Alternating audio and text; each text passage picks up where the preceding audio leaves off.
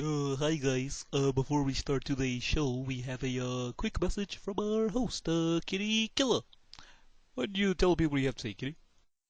Shugs player, we know you're not here, but like I said before, you better get me something from Florida. I want them Cheetos. I don't want them Dud, Mike, and Ikes. I don't want them Twizzlers. Get me them Cheetos. Couple packs, safe dog. See you in 3 weeks. Peace.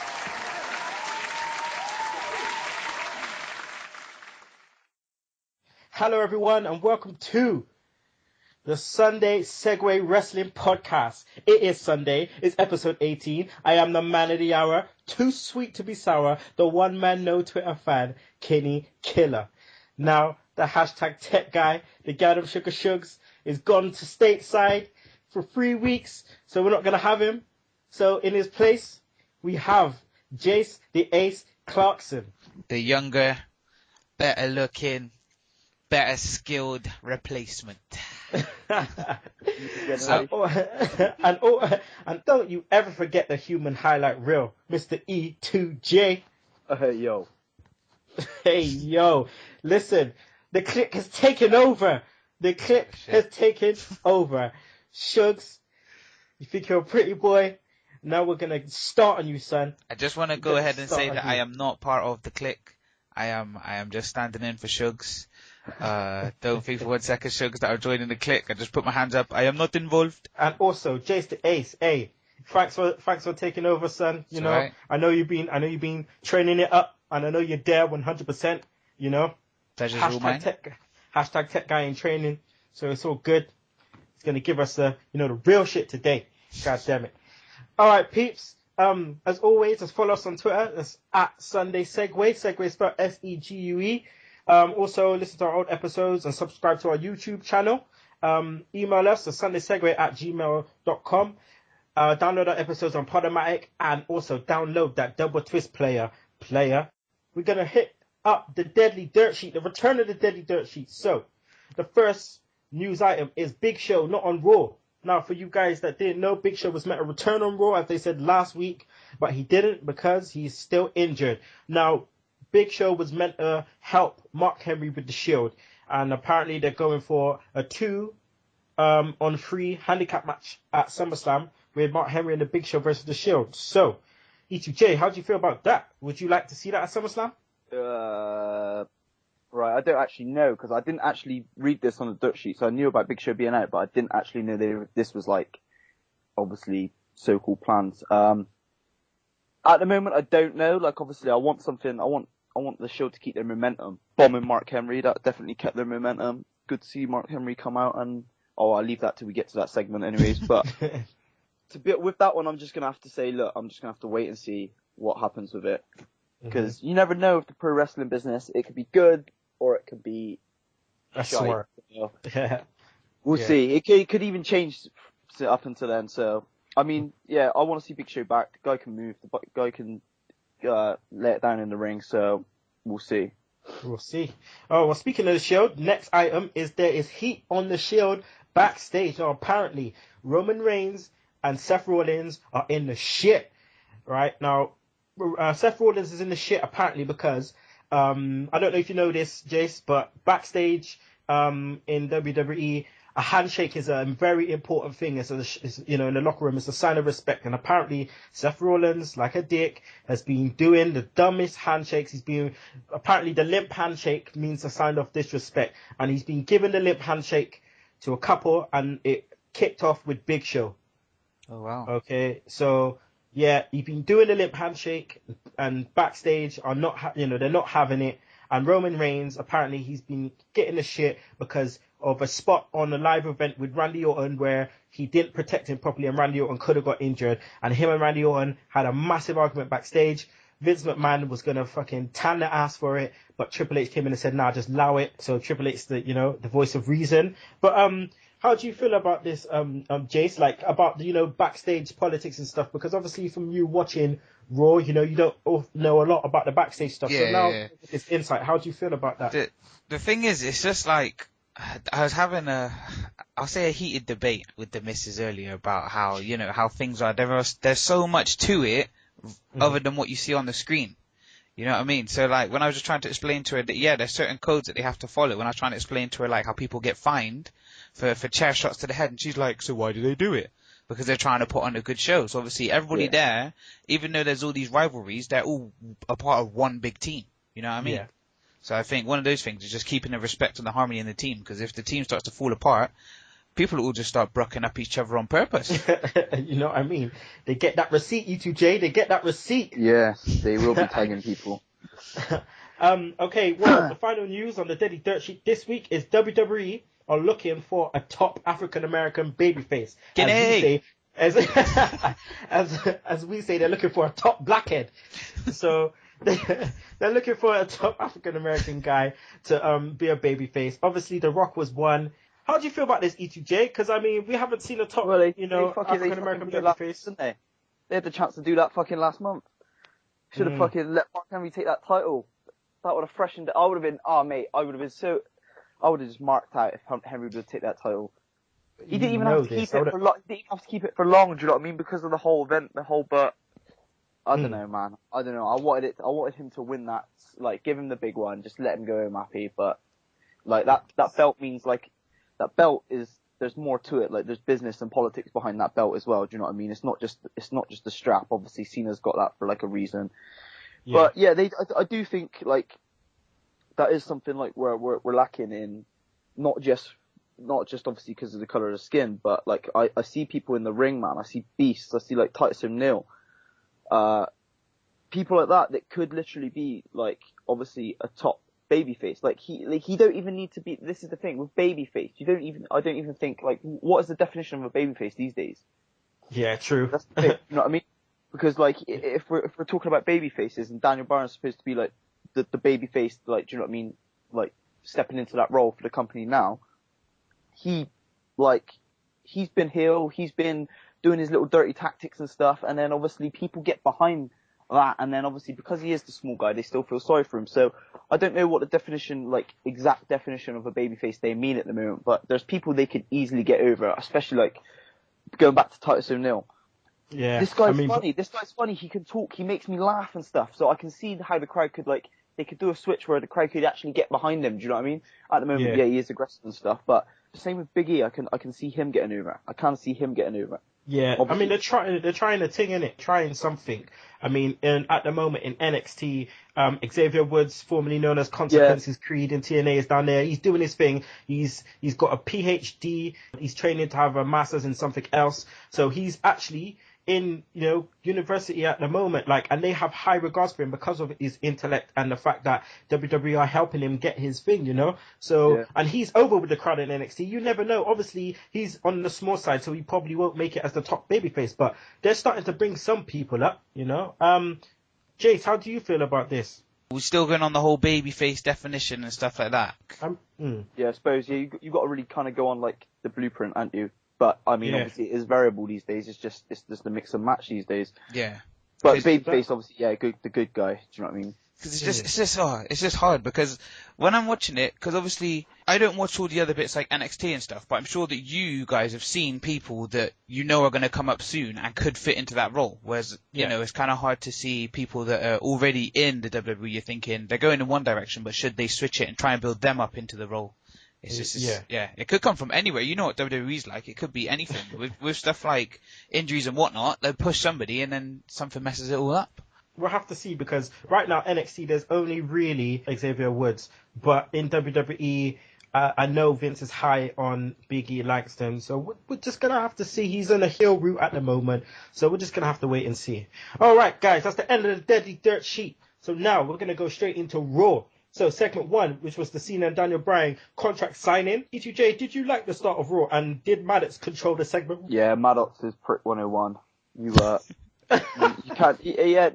can't not like the guy for that. Like I don't like him, but I end up liking him because he's being a prick. I'm glad he's in that role now. Like obviously, I was waiting for it for ages. Obviously, when he was Vicky's right hand man, and it's like now he's got in that role. It's just hopefully bigger and brighter things for the dude. Yeah, he just controlled that segment quite well because like Cena comes out with this cheesy stuff. Do you know what I mean? It's like sarky Cena.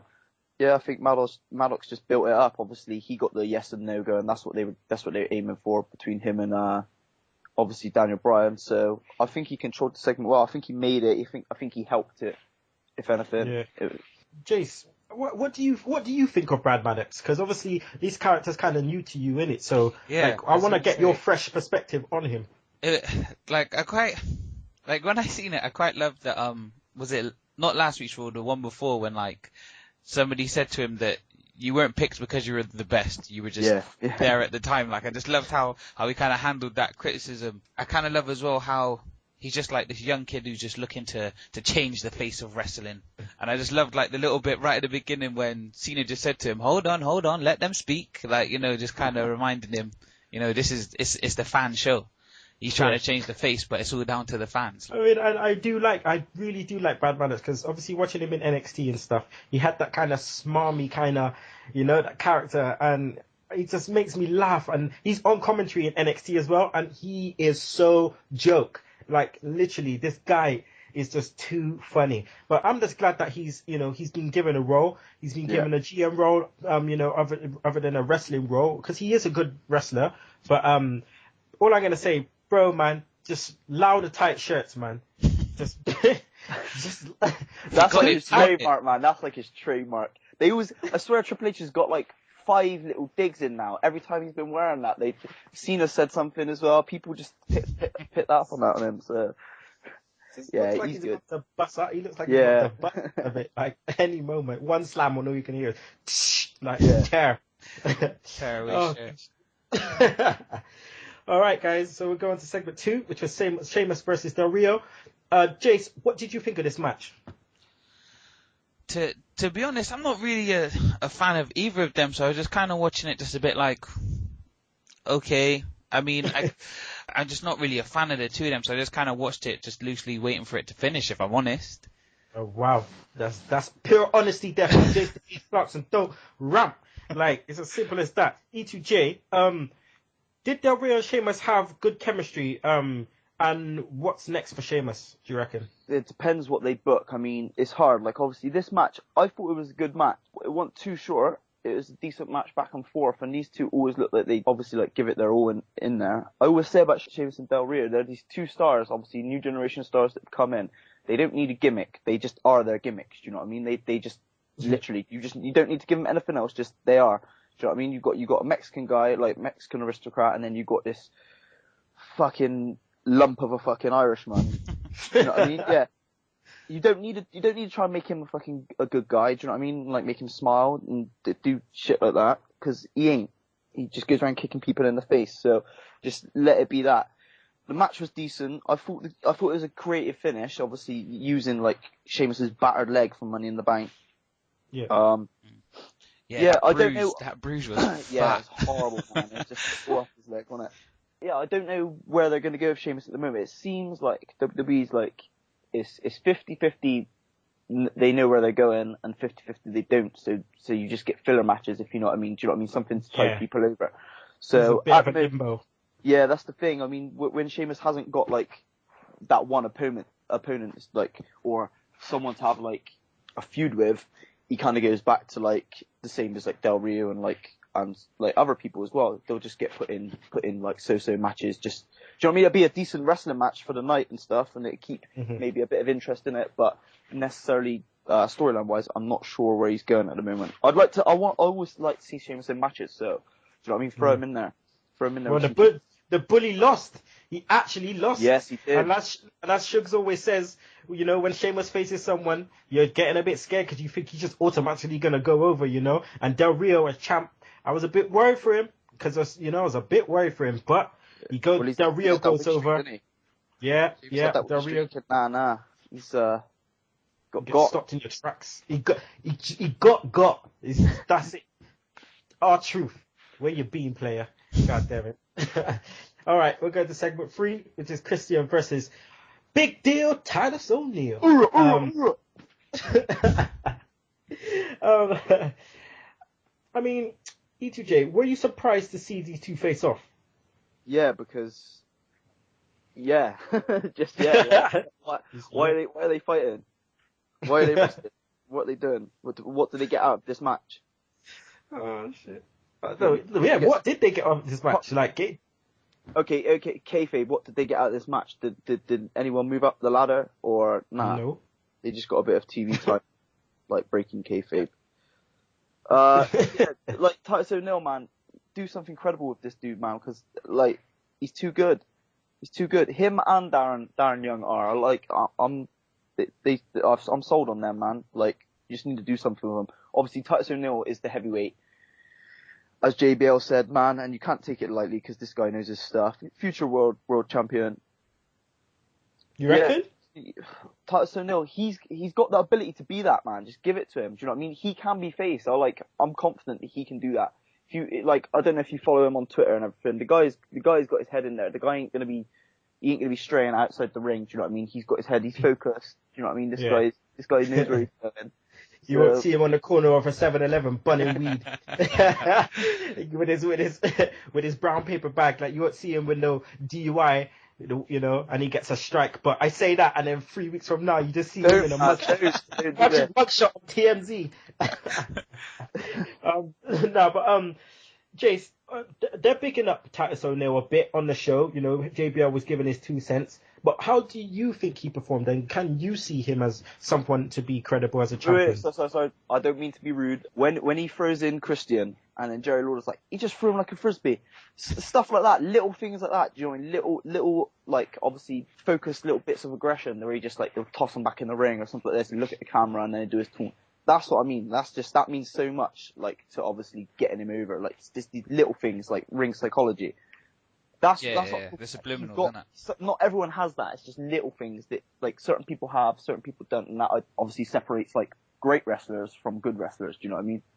Sorry, it's alright. But yeah, with Titus O'Neil, like just he is a tank. Like just he's one of those guys that somebody will launch at him from the turnbuckle and he'll catch them and not even move backwards a step. He is a tank. So I think with enough, you know, backing behind him, he can be a superstar. I mean, I do miss Uncle Jebediah. It would be nice if, you know, he got a bit of ring time again. But like one of the things that I thought that was weird, like obviously they've put the two of them together, Christian and Titus, but like since Christian's return, there hasn't been much about Christian, has there? He's just kind of just been put in matches. Yeah. To occupy him like a few. That's the thing. Do you know what I mean? People come back and they need feuds. They need something to go on with. I don't necessarily think it's like vital for someone to have a feud straight away. Do you know what I mean? To come in and fall out like the first person you see, but they need something to like keep them going. Do you know what I mean? Otherwise, you're getting matches. Well, why are they having this match? That's the thing. A few weeks ago, like you know, you guys were saying like Christian returned, but it was just like, okay, Christian's here. That's it. There was no announcement or nothing. Just next match, Christian. It's like, Christian's back on Raw. I was saying, like, what should have happened is him coming back is him escaping from the Wyatt family. That's how the Wyatt family come in. They kidnapped him up. That's why he'd been away so long. It's too good, man. Kidnap him up. Yeah, and they should have just kidnapped him up. And then all of a sudden, you just see him coming, like, looking like he's running from someone, you know what I'm saying? Or, when you see the debut of the Wyatt family, you see Christian just all chained up in the house. And you're just like, hey, what the hell? And then, you know, they could have done something like that. But, you know, anyway, as we say, Titus, he can get a bit ghetto sometimes, as we've seen when he was facing Randy Orton, or was it Sheamus, and he dropped an F-bomb. He was like, you think you're tough? You think you're fucking tough? I was like, yo, get on this. Shit. You know, he coming off like Kanye when he busts his head, like, stop taking fucking photos, man. Stop taking fucking photos, man. Like, anyway, I digress. Segment 4. Segment 4. The Mark Henry promo. Did Mark Henry look like a boss, Jace? Do you know what? Every time I see Mark Henry, right, I just, like, even though you look nothing like him, I just imagine Kinny go, this is what I do! Like, just, and then there was when Sugs, you know, put the music behind your rapping. Somebody but get the ass kicked. That's what I see every time I see Mark Henry. But I did like the way he just stood there just like, what? Shield, what? You got me last time, what? Let's go again. What? Loved it. Good old sexual chocolate. Loved it. Sexual chocolate. E2J, what do you think of Henry's face turn? This is the thing. I think when he actually got Cena, do you know what I mean? Before Money in the Bank, that Raw, where he just World Song slammed him. He cut the epic promo. I think he was face then, do you know what I mean? I think he was face then. People knew, oh, look, he's going to retire. Everyone, like, do you know what I mean, deep down knew, oh, yeah, do you know what I mean? We like Mark Henry, but he's the heel, so do you know what I mean? We kind of got to be like that.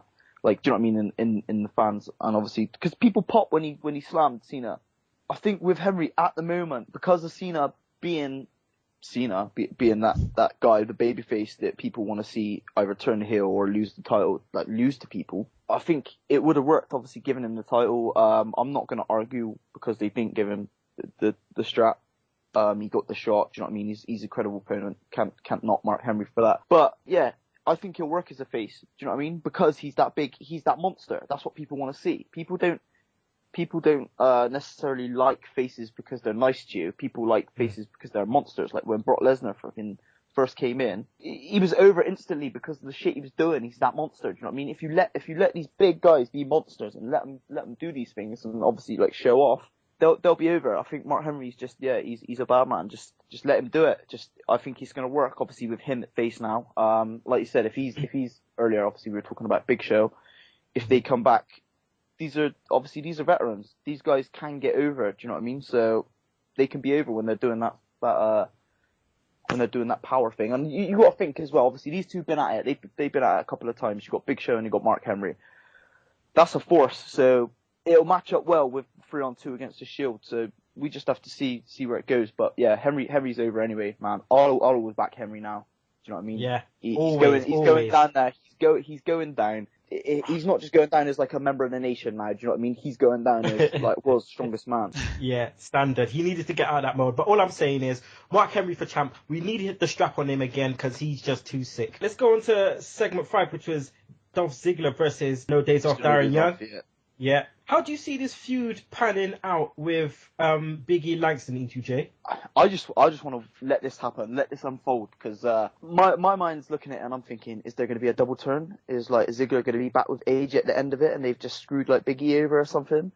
The match was good with Darren Young. Obviously, it surprised me that Darren Young actually landed that move on Ziggler. That was impressive. And then obviously you get the good little scuffle with Big E at the end to keep like the storyline going. It's back and forth, and then obviously Big E's going for Ziggler again, and he lands a drop kick, doesn't he? And then he slides out the ring as Big E's coming back in. Yeah. So I thought that was good because, do you know what I mean? It broke it up, but nothing serious went down as such. It builds it, but nothing really happened that night to continue the storyline other than that little scuffle that they're still at each other's throats. It was a bit of a filler.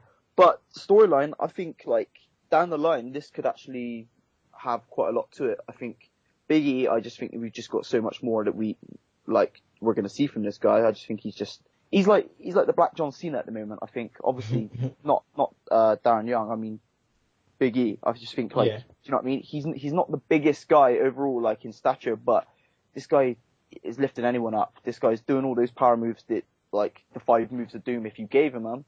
I think he's talented, do you know what I mean? I think he can do it. And Ziggler, like I keep saying this, at the moment he's over with the fans. He can literally be the next Shawn Michaels. They just need to book him right, and they just need to give him decent matches and decent feuds and a decent storyline, and he can do the rest. He can fill it in. So yeah, I just want I just want to see where this is going to go until it actually they give us a bit of it, till they give us like a bit of an angle or something like that, or like an edge to it. At the moment, I'm just looking to where this is going to go. Do you know what I mean? I hope it doesn't just come down to like a one-on-one match and then someone just gets a win over the other one. It ends. I think there's got to be a lot more like deeper rooted storyline with these two. Mm-hmm. Jace, what's your opinion on Ziggler? Because obviously when Ziggler comes out, he's standing up on the top of the ramp whining, busting a little whine, and then he comes down. Oh my gosh!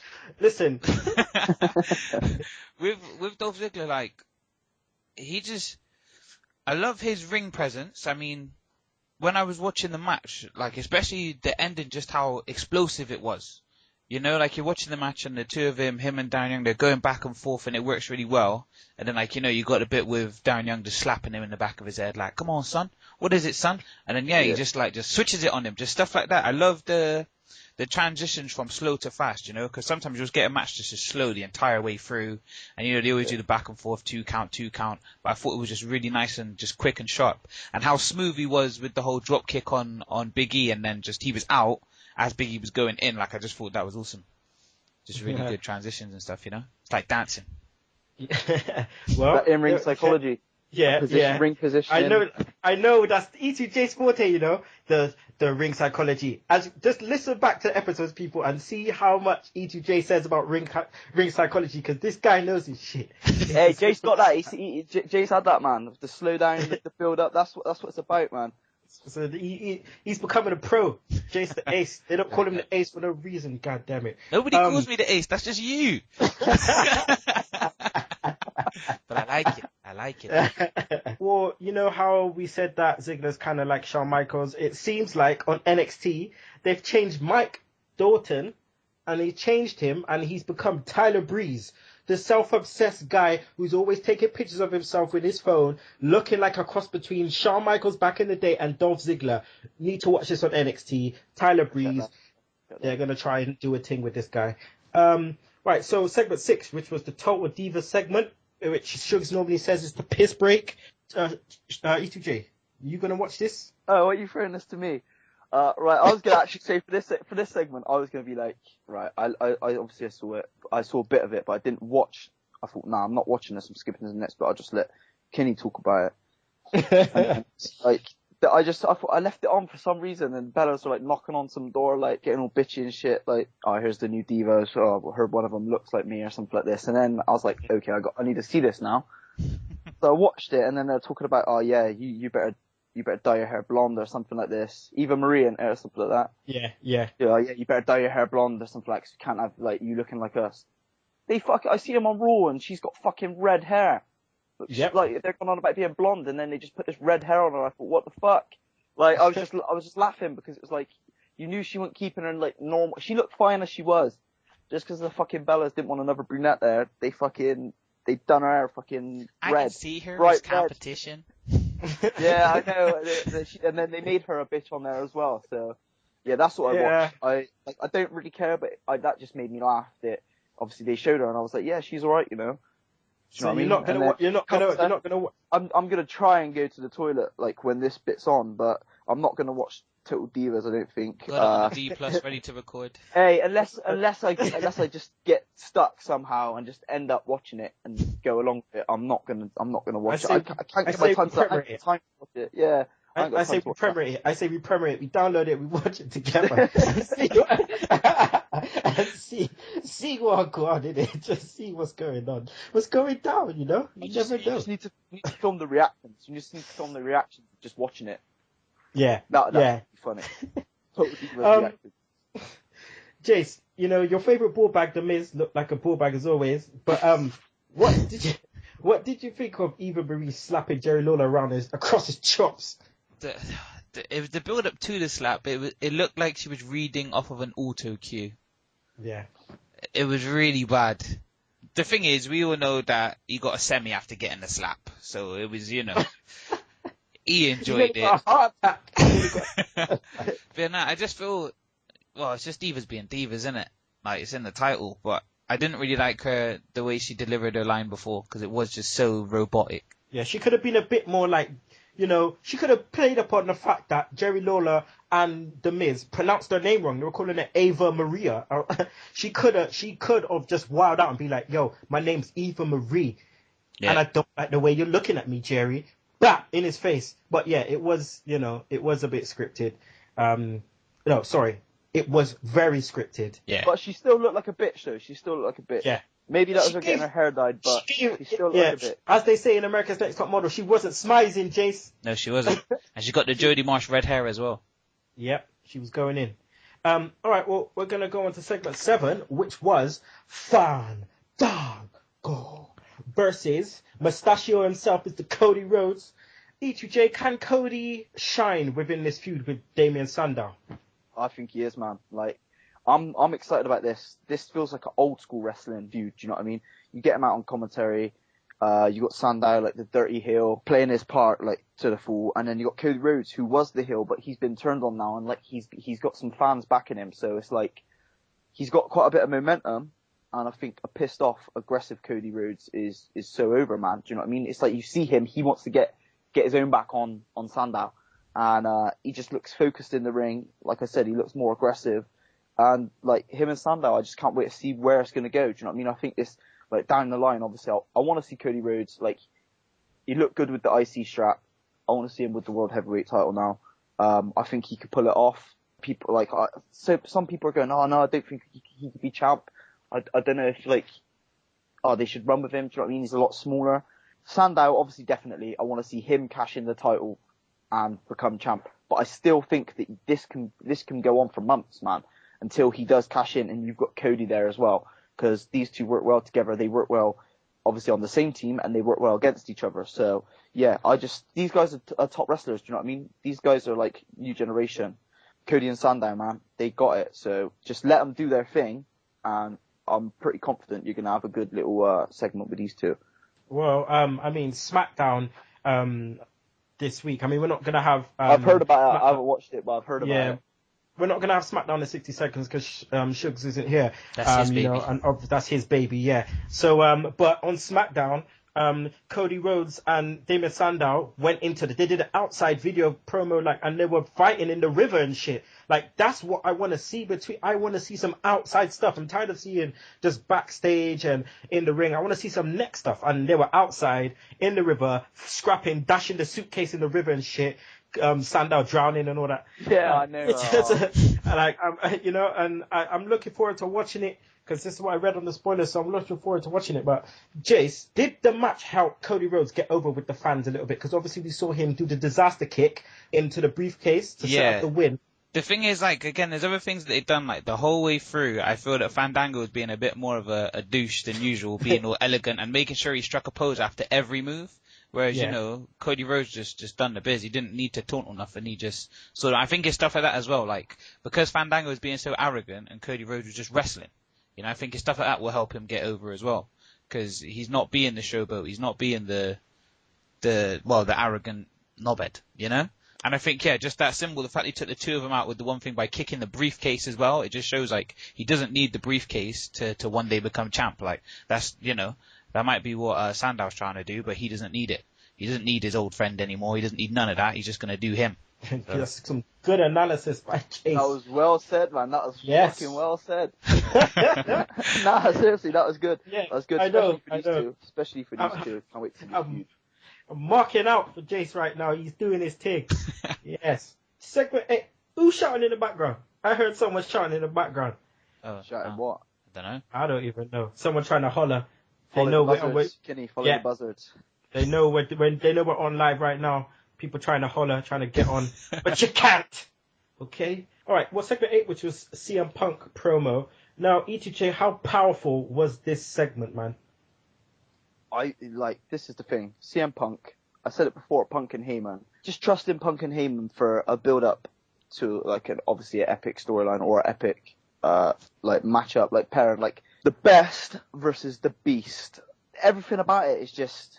I mean, he got thrown about and he got dealt with last week, but then he comes back and it's like, yeah, look, you can throw me about and stuff, you can mash me up, but you can't keep me down. Like the bitterness between both of them, I just think is just so, like, this is like method acting almost. It's like real to them. Do you know what I mean? It's like there's not like a switch off point.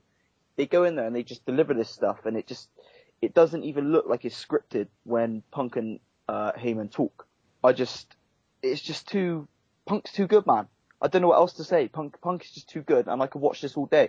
With these two, I don't even worry about it. It's not like I'm worrying like other segments and stuff, like what they're going to do with Sheamus now, where are they going to go with Cody Rhodes and like that. With Punk and that, it's just like I just want to sit back and just let it unfold, because 99.9% of the time you can trust in these guys. Well, 100% of the time, I can't remember when they fucked up. Just let them do their thing. You know it's going to be good. You got Lesnar in there. You got the Beast. You got the best in the world, CM Punk at the moment, and you got Heyman, like one of the best like managers in the game at the moment. Minds of the sport. Yeah, I still call it sport because it is still real to me.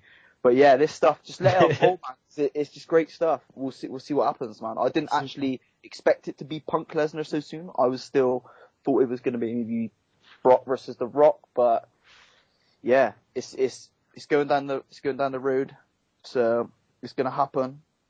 The best versus the beast. Let's just watch it, because I don't know, man. I don't know what's going to come out of this. I'm just excited for it. I was going to say, Jace, did you see the intensity within Punk's? Do you see the intensity in Punk's promos, like to the point where it almost feels real? Yeah, was it last week? And Heyman was like saying like the home truths, and it was just the way that like Punk looked like he was about to ball in the ring. Was it after Money in the Bank? The day after Money in the Bank, and Punk looked like he was gonna cry, like he had his hood talking up. about his mum, innit? He's talking about his mum. So it was just like you could see the emotion there. The thing that kind of annoyed you in the promo was just Heyman's whole it was we that did it. It was us. Like he just sounds like, a woman scorned. That's what he sounds like. And and a woman's getting her new man to bruck up her old man. Like that's how it looks to me watching it, But in terms of like the promo itself, I did really like it. I liked as well how they were like bigging up the Texans and stuff, because Heyman was just deliberately dropping in like they're not humans and they're not animals, they're Texans, and that was it. Everybody just going crazy, like. Yeah, no, I did like it. It's good. Yeah, they're calling for his blood out there. So you guys, so I can safely say that you guys are looking forward to the Punk Lesnar then at SummerSlam. Yeah. Yeah, man. Yeah. You can't not be looking forward to this match. Just let them do their thing, and you'll go home happy. Unless, the only thing I can say about this is you can never be sure how safe Lesnar's gonna be. You can never be sure that someone's gonna get hurt legit when you're in a match with Lesnar. It might drop himself on his head, do you know what I mean? But someone's getting hurt. Gonna get hurt real bad. Someone's getting hurt. Somebody's gonna get hurt. I think Brock Lesnar, like, he wants to go 100% full on, so he'll tell CM Punk, like, listen, go full throttle. Don't do nothing, dumb. Just do full on. I've been in UFC. I take the full punches. Do the proper punches, do the knees, I don't care. But he says that because he wants to do that to them. He knows he wants, because you've seen the body blows, you've seen the knees. Come on now. He's not messing about. Right, well, let's go to segment 9, which was RVD versus Wade Barrett. Jace, were you surprised to see RVD back? Because there's a bit of nostalgia for you, because watching the Attitude Era stuff and leading up to it, was this a surprise for you to see him back? I have loved seeing him back. It's just one of the things, like, I don't know why he left. Obviously, I noticed he's been gone for, how long was it? He was gone for years, wasn't it? Yeah, he's been in total non-stop ass shit. 6 years. Yeah, there we go. And yeah, it's just like, I just enjoyed watching it, just seeing like, like the Rolling Thunder and just watching his old moves back. It's like nothing's changed. It's been so many years, but just nothing's changed. He's still, he's still got the crowd behind him. Like, even I'm shouting at the TV, RVD! Yeah. And then like the missus is like, what are you doing? Like, shut up, I'm watching my TV. But, do you know what I mean? He does pull me in. It's just, it's the admiration as well from when they're commentating, just, mentioning when they were putting out the detail when he done the frog splash, and it was the fact that he rotated that little bit. He's just so precise in what he does. Yeah. This is good, man. It's good to see him back. E2J, what is happening to Wade, and why the hell is this guy getting buried so hard, man? Because he's heel and ain't got nothing to do with him. That's usually what happens. I think he's getting used on Raw, so he's still like in their good books, but he's just not at the top of their good books because he ain't got nothing. I mean, Miz is doing fucking, what's he doing? The hosting SummerSlam or something like this. No one popped for that. I don't know what Barrett's doing there. Do you know what I mean? Because he's another one. Like I said this with like Del Rio, Sheamus. You don't need to change his gimmick. It's just Wade Barrett. Just look, he's Barrett, isn't he? Do you know what I mean? He's the British come out. He's heel. He comes out with the cape and everything. Boom! Just let him do his thing, but give him decent matches because he'll hold up his end. He'll hold up his end. I don't know where it's going. I mean, I wrote next to this bit, segment 9, RVD versus Wade Barrett. Like, obviously, it's good seeing RVD back. Like Jay said, like, I mark out every time I see him because, like, he's one of the guys that obviously I did take to back in the day. Watching ECW when it used to be on Bravo, on those little shitty, was it cable boxes? Yeah. Cable boxes, yeah. Bravo in the morning, yeah. Early hours watching ECW, which was like, that was unheard of to me, you know what I mean? You'd have chair shots and stuff, but then there's RVD doing neck shit, like Jace picked up on, man. Impressed with that as well. Turning and stuff to land the frog splash. Do you know Like, as well? he does It's it from sorry to every interrupt. angle he can. From every angle he can land them. Go on. I was gonna say I have noticed that the last few Raws I've watched with RVD in it, they have called him the human highlight reel.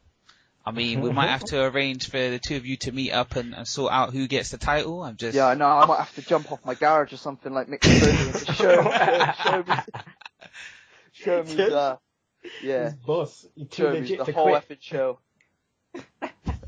But yeah, Oh no, my God. I don't want to go off on this, but yeah, with RVD, it's good seeing him back. Like Jericho, obviously he has decent wrestling matches, and he's one of those guys who come back and do you know what I mean? They can count on him to have decent matches week in, week out. But like other people, he hasn't necessarily got a feud at the moment. He's just coming out putting on decent matches. So for that reason, that's why that's the only reason I think they put Barrett in there, because they can rely on him as well. Obviously, he's a decent. You kind of like certain matches you want the crowd to be split. You can't just put face versus face or heel versus heel. Obviously, you got that psychology. You got Barrett. People are going to be booing for him, and obviously everyone's going to be on RVD. So that's why they put it together. But yeah, Barrett needs something more. Barrett needs a run, a title run. Like He I needs think something, man. I think he needs to just be that upper class heel. He needs to be in the main event heel. Do you know what I mean? Like I wouldn't mind it if he was jobbing to Cena and people like that, because he's a fucking big guy. But I don't know. Maybe next year is his time, but he's got everything, like, you know, he's got the Barrett, he's got the Barrett barrage, you know, he's got everything, like, he's got what he needs. He's a good talker. He's there telling the fans to shut up in the middle of the match. He's just like, shut your mouth, you know. And then he took one in the mouth. yeah. Man's face is busted wide open, getting a bit of color, and he's just straight out jobbing, like, oh my God. Right, well, let's go on to the final segment, which is segment 10, which is Daniel Bryan versus Jack Swagger versus Cesaro versus Ryback. Not all in one time, but obviously he had three matches. He had a gauntlet match. Now, E2J, what do you think of Bryan versus Cesaro? It was straight out of the Indies. You're an Indies guy. How do you feel? This was my highlight of the night. The Bryan Swagger, Cesaro, Ryback. Everything, like, as a whole, it told the story. But for in-ring match, you just need to just watch Bryan versus Cesaro, because this is, man, like, it just flowed perfectly.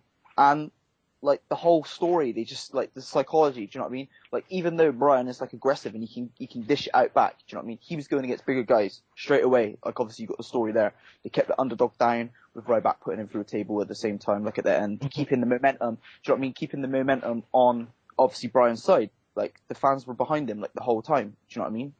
100%. Like people, I don't know. Like, he's the face of the company, man. Like, he is there. Like, and when it's just when they give him, like, the official nod, because I think he might win the title, but I don't know if he's going to keep it. It's just when they give him the official nod. Do you know what I mean? He runs with it. He's got it where he's the champ and he's like the undisputed champ. He ain't got to worry about losing it or having it for 18 seconds or anything like this. Do you know what I mean? He's carrying that belt. But yeah, this match. Cesaro, man. This was a breakout for him. Yeah. So I think that match was about him, to be honest. It is about Cesaro, but we said this before, like, months ago. Like, Cesaro can work with anyone. Like, we said this when he was, like, working with anyone. Fucking put him in a Great Khali and he makes him look good. Cesaro can work with anyone, and it just frustrates me that, like, people like, obviously, him and Barrett, like, you can't really compare him and Barrett, because Cesaro is leaps and bounds ahead of, like, most of the roster. I think you could pretty much bank on him to have a decent match, like, every night of the week. Yeah. That is the thing. He's still playing that heel role at the moment. Obviously, I understand. I think it's just, at the moment in WWE, I think it's a waiting game, and it's like they're shuffling a lot of people about. You can't throw them all into the public eye at once, because people ain't going to remember them all.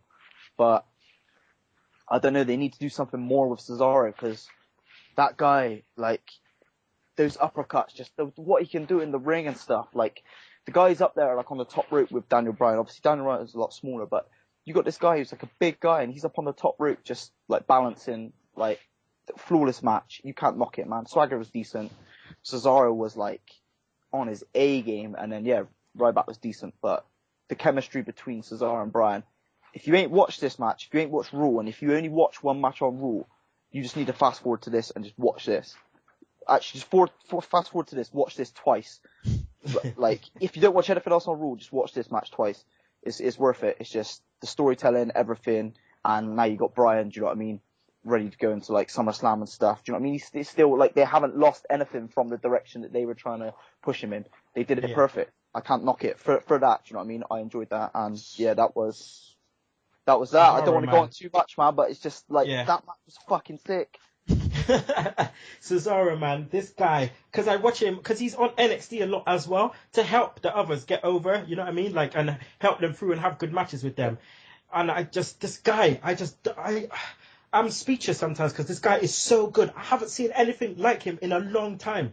He's just got everything. He's just got oh my God, this guy, the moves he does, the kind of, the storytelling, the things he brings to the table, just the chemistry with everyone, you know, he knows what he's doing. Jace, do you respect the beard as it says on Brian's shirt? I respect the beard. I'm jealous of the beard. I can't grow a beard. Well, Kinny, you know, we can't grow beards like that. Yeah, I know, it's a bit man. upsetting. But, it's just like, so many moves that people do. I'm not sure if it was Cesaro or Swagger, but one of them did a move, and they were like holding his beard, like they were dragging up his beard as part of the. That was Cesaro. It's just one thing that I love about Daniel Bryan is that he's not a luchador, but he is not afraid of heights.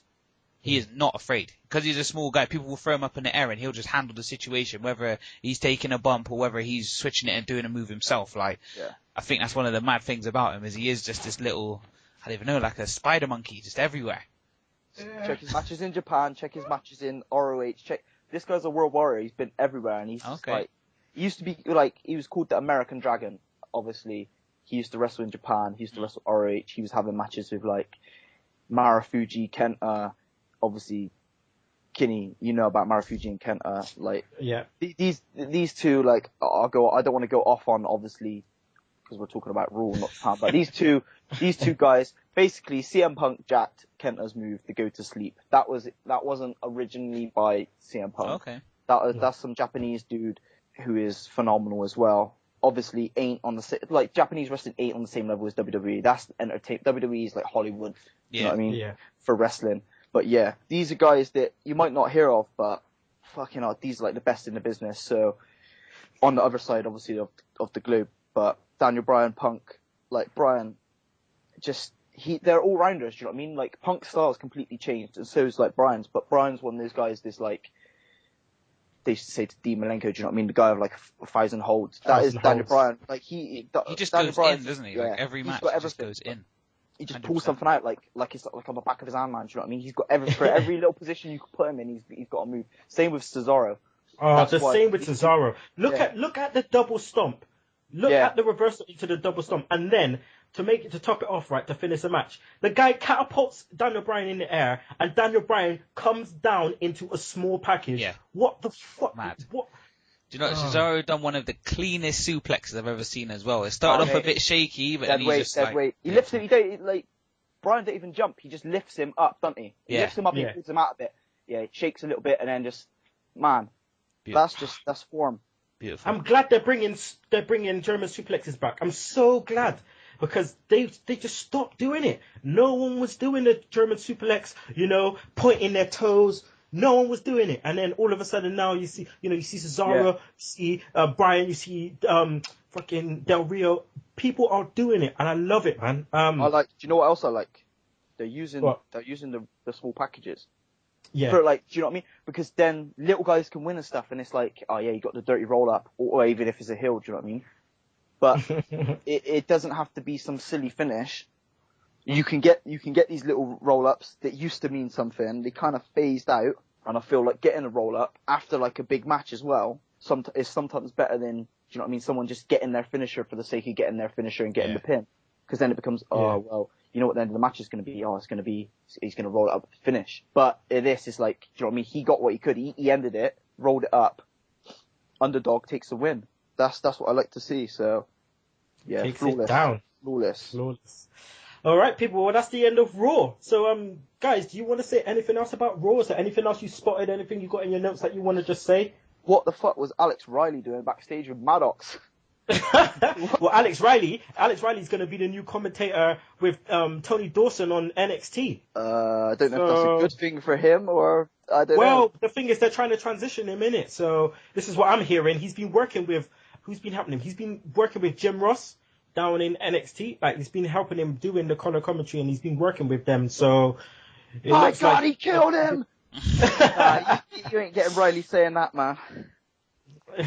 But yeah, Alex, yeah, for real. He just turned up. He was just like, Yeah, hey, we standing there doing in the suit. Go take that suit off and move, man. What's wrong with you? Like, he just Brian a Kid, didn't he? Called Brian a Kid. yeah. Well, he may be like Maddox's right hand man, coming in or whatever, which wouldn't be too bad. But we'll see. Jason, anything else you want to say about Raw? Nah, I just think we need to reach out to RVD's management, his agent. Obviously, we got Ed here. When you're ready, RVD, we'll sort this out. We'll see who is the real human highlight reel. Yeah, we'll do a barbed wire match. Barbed wire. We'll do a barbed wire match and see what happens. What do you mean? E2J brushes his teeth with barbed wire. It's nothing to E2J. Oh my God, he's beaten places we've never been before. E2J, I want to get your Raw rating, please. Overall, I don't think it was the best Raw, but I think it flowed well. So look, I'm gonna give it a 7.5. Okay. But I Brian Swagger, Cesaro, Ryback, I'm gonna have to give that a solid 9 for that match. And I'm giving whether you like it or not, I'm giving the rating for that match because you need to see that match.